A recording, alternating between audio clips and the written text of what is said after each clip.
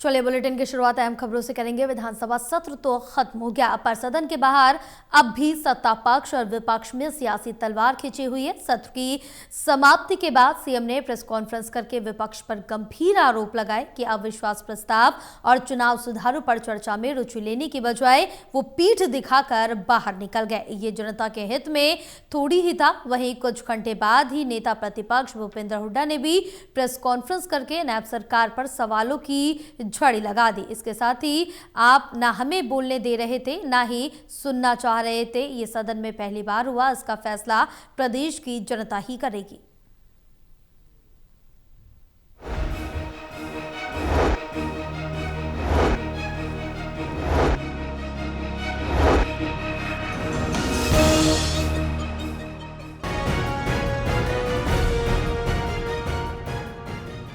हरियाणा विधानसभा का शीतकालीन सत्र खत्म हो चुका है।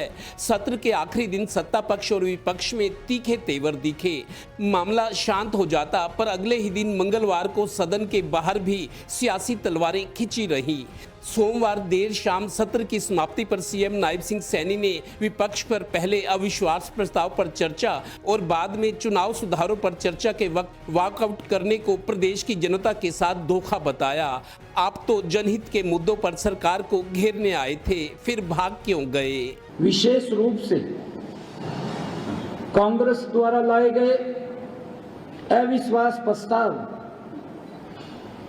और फिर हमारा जवाब पूरा नहीं सुने बिना ही सदन से वॉकआउट कर जाना, निकल जाना,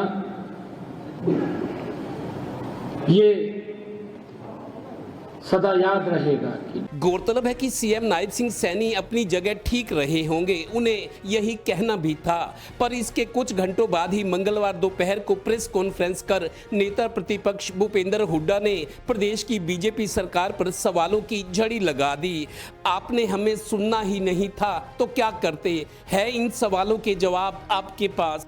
वॉकआउट का इश्यू था। जो मुद्दे उठाए थे नो कॉन्फिडेंस में, जो मैंने बताए हैं, सारे मुद्दे नो कॉन्फिडेंस में उठे थे। उसका किसी का जवाब नहीं दिया। वो टनल सारे हिंदुस्तान की घुमाते रहे, टनल में घूमते रहे। हम कह रहे भाई जवाब दो। 7 मंत्रियों ने जवाब दो। मैंने कहा तुम जवाब दो भाई। जो नो कॉन्फिडेंस में जो पॉइंट उठाए हैं, चंडीगढ़ का क्या स्टेटस है, SYL का क्या है, कानून व्यवस्था क्या है, वो जवाब तो दिया नहीं, टनल पे घुमाते रहे। गौरतलब है कि सदन में बेशक सीएम और सत्ता से जुड़े विधायक मंत्री भले ही मुख्य विपक्षी दल कांग्रेस पर आक्रामक रहे हो और मिलकर हमला करते नजर आए, पर अपनी कॉन्फ्रेंस में हुड्डा ने 3 बार कहा कि ऐसा सदन में पहली बार हुआ है कि जनहित के मुद्दों को सुनने के बजाय आप अपनी ही डफली बजाते रहे।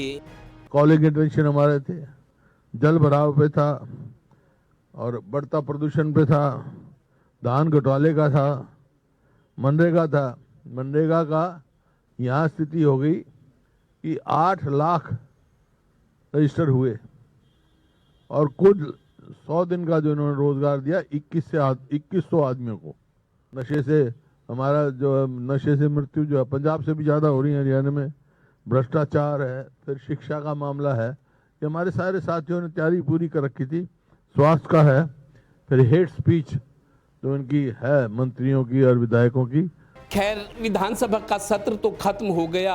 अब सत्ता पक्ष और विपक्ष सियासी मंचों और पब्लिक में एक दूसरे पर सियासी तीर छोड़ेंगे। दोनों बड़े चुनाव बेशक अभी दूर हैं, पर तीसरी बार की बीजेपी की सरकार के 14 महीनों में ही सत्ता पक्ष और विपक्ष में गर्मा गर्मी बढ़ गई है। अभी तो पिक्चर शुरू हुई है। Haryana bureau, total news.